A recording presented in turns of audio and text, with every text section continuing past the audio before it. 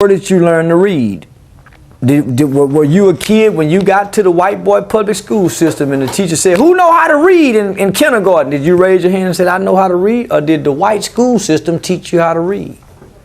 Who taught you how to do math and division and subtraction? Was it the white school system that the white man creates for the public school system? Or was it your black Negro parents? Where were you educated at? Because your ancestors couldn't, the white boy would not educate him. How is it that you've been educated by this white man school system? A, B, C. Who taught you that? Who taught you what you know past what you know? Was it your white school system or was it your white boy's prison system? The books that he allowed to circulate in his prison system. Mm-hmm. Because when he get mad, he takes certain books out of circulation. Yes, so the knowledge that the white man allowed you to share and read in his prison system, where else did you get your knowledge since the white man is so bad? Talking like he knows something, and he knows something. Shut up, boy. Mm-hmm. That's what happened. They just had the Hebrew Israelites lined up outside the Barclays Center in Brooklyn, New York. Deep as hell. It was like 500 of them. And they was all dressed in the purple and the gold. They were looking like some cute dogs. They were looking like the Lakers. They were looking like the Lakers dance team. Them niggas were looking like the Lakers dance team. They didn't have no guns. So 500 niggas standing together with matching skirts and dresses on. Okay, who's scared? Them white folks were scared. Of what? Of all them niggas. Of what though? Being in uniform. No, they wasn't. Standing together. Homie, they make one phone call, homie, in between the sheriff's deputies and the local police department, them niggas get in their cars. Don't let them call their retired military white boy friends that's a part of the militias and the motorcycle gangs. They were where at? In the Barclay? In Brooklyn. Man, don't let us call that motherfucking union worker of correction officers that's really like the mob. Don't let us call those Rocker Island Union corrections officers that's really like the mob. They'll shut it down, homie. They ain't scared of 500 niggas with no guns. They ain't scared of 500 niggas with guns. You know why? Because they know most of them niggas don't have no military training. Out of 500, maybe 50. They wasn't a Marine. They don't know how to clean the guns. They don't know how to make bullets. They don't blow up buildings. Who's scared of niggas that don't blow up buildings? They can't take airplanes out the air and fly them in there. They ain't got no niggas that can do that. So who's scared of these niggas? 500 niggas, and did nobody go to jail? Now one nigga decided to get violent. Every superhero need his theme music. No one man should have all that power. All right, y'all, we back. Sorry for the wait. This is No One Man Should Have All That Power, Part 3. Sorry for the wait if you were anticipating this video. So in this 3-part series, we broke down cultic leaders and the power they possess over black people throughout history, from Jim Jones, Elijah Muhammad, Nature Boy, to even modern day Hebrew Israelite organizations, showing how these groups have been infiltrated by the government to mislead the people. But our biggest enemy is ourselves and the power we give them over us, speaking of black people. I believe our trust in the U.S. government cripples our people to be dependent on a system that has been shown historically it hates us, but we still reject doing for self and uniting in hopes it changes. So how and why do we give this white man so much power? And is he really that powerful?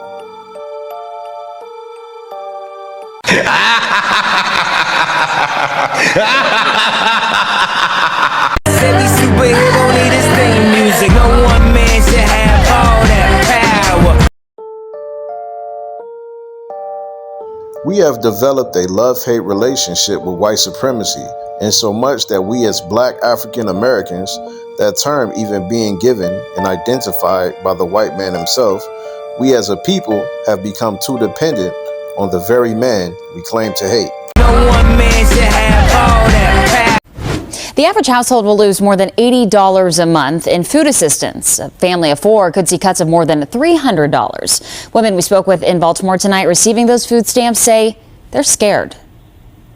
I really wanted to cry when I got the letter. Lynn Carroll is trying to figure out how she'll afford groceries next month.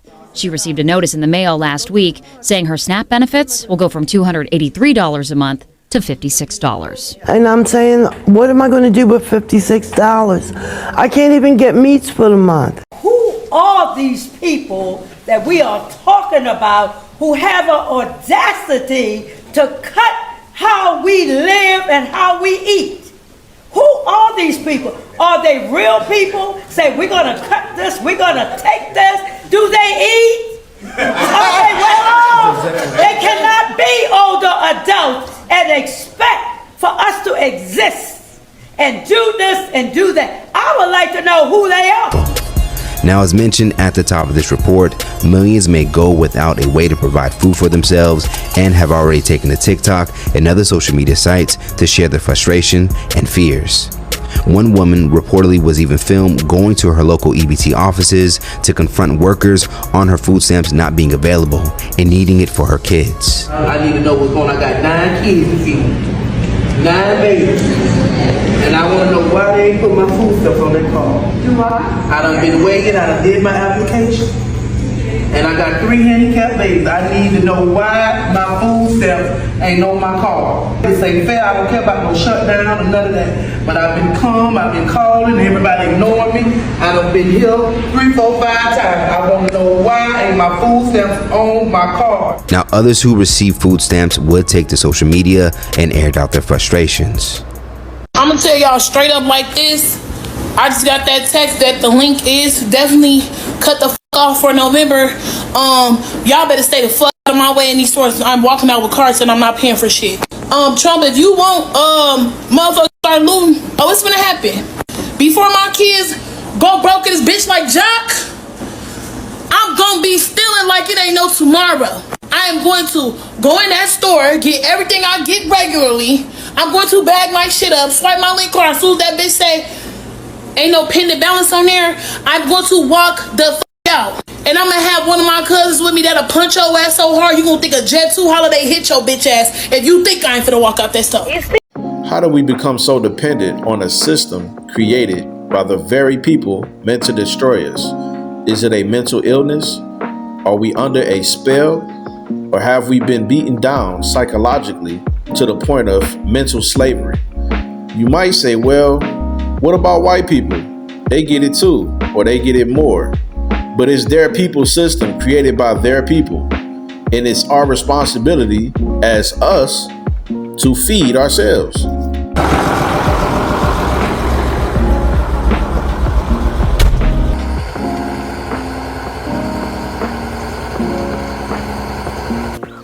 The farmers are calling and saying, hey, board, should I plant my crop, man? This ain't looking good for us. Have you heard anything from anybody where we can get some emergency loans? And it's frustrating because the answer is no. We don't have the resources to help them. We don't have any loan programs in place to help them. The banks haven't came to our rescue there. The president can't have it both ways. You can't say you love farmers and then the next minute you're sending them messages saying how you're not going to help us. As black farmers particularly, we rarely own the land. We're often leasing. We absolutely own no manufacturing, and we are completely dependent upon the third party to say yes to my crop. And if you grow your crop and they say no, you've just lost an entire season. And there can go your entire business, right? We have to own the means of production. And what that mill represents is that it will be run by a cooperative of black farmers, cutting out the middle person from here out, bringing their own rice. It's a vertical integration of their crop, from growing it to milling it to distributing it and making their own decisions. If you give a people the power to feed you, you give them also the power to starve you. I believe that's a quote by Timothy Davidson. Let's look at the reality of our situation as black folks. We were taken from our homeland and sold unto another people and remain there until this very day. Even the platforms to receive information they own, from the colleges, theologian schools, they control and fund the algorithm. And once we understand this level of influence and control, we understand the possible infiltrations amongst us, and that our leaders are paid to push agendas to where we don't see anything else outside of the system we've been trained to serve in. We've joined hands with our oppressors.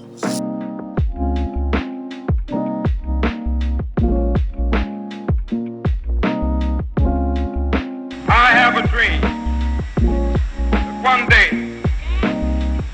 this nation will rise up and live out the true meaning of its creed.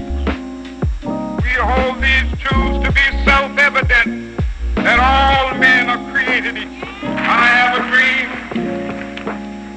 that one day on the red hills of Georgia, sons of former slaves and the sons of former slave owners will they be able to sit down together at the table of brotherhood. I have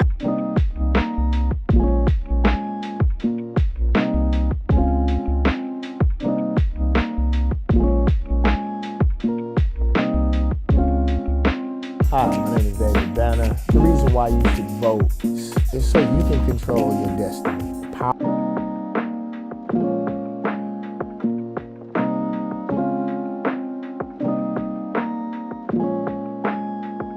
We trust in a voting system that supposedly chooses the president, but who does the president choose? And who's really in control? Connect the dots and follow the money.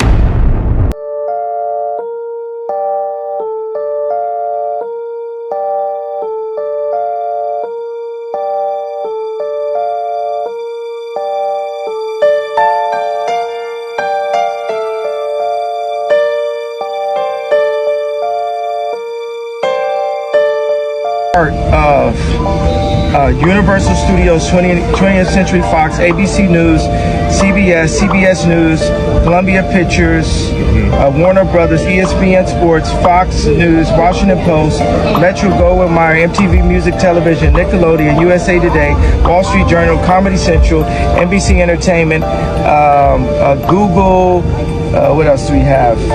Disney, ABC Kids and Family, YouTube, Los Angeles Times, Discovery Network, Paramount Pictures, Facebook, Huffington Post, Yahoo, Marvel, Hulu, Cosmopolitan, Time, Touchstone, Associated Press, Pixar, Miramax, HBO, New York Post, LucasArts, MSNBC, DreamWorks Animation. Now, the thing is, I skipped over maybe about 5 of them because it was just unclear on this list. The red are the executives that are Jewish. So even if you speak out against these people, what price do you have to pay? It was obvious that he's concerned that people will see his apology as being sincere. This is a person who appears to genuinely be concerned about the hurt that he caused, that his words caused. He wanted to also explain, and I think he did, what it is that many African Americans see in Louis Farrakhan. And I was quite explicit about what American Jews see in Louis Farrakhan. I don't have hate in my heart for the Jewish people or anyone that identifies as a Jew. I'm not anti-Jewish or any of that. And it's been difficult to sit at home with my family, with them seeing all of this and having questions.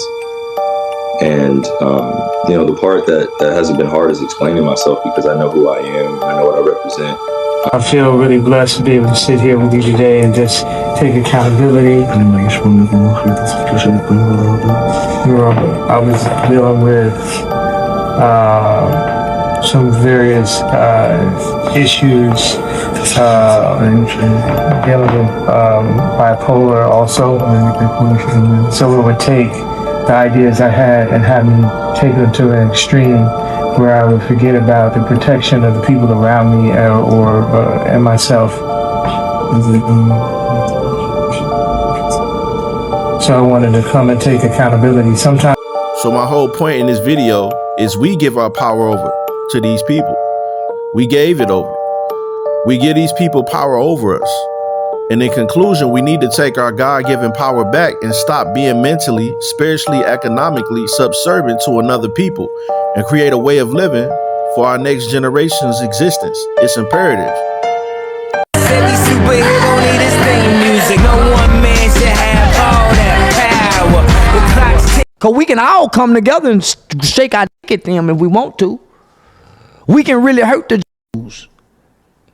Because we still niggas. They ain't in this position no more. We can really hurt them. They rely on us. They kids eat off us now. Let us go. Let's have an economical war with the Jews and see who win. I bet we beat them. I bet they apologize. We can make them bow down too, my nigga. They ain't as bad as we try to think they is. The white boy the only one kiss their ass. The Russians don't. The North Koreans don't. The Chinese don't. The English white boys the only one kiss the Jews' ass. The niggas ain't never gave a fuck about them. They God ain't our God. They God ain't our God. They would never be able to withstand the type of slavery that our people endured. They way weaker than us. They way weaker than us.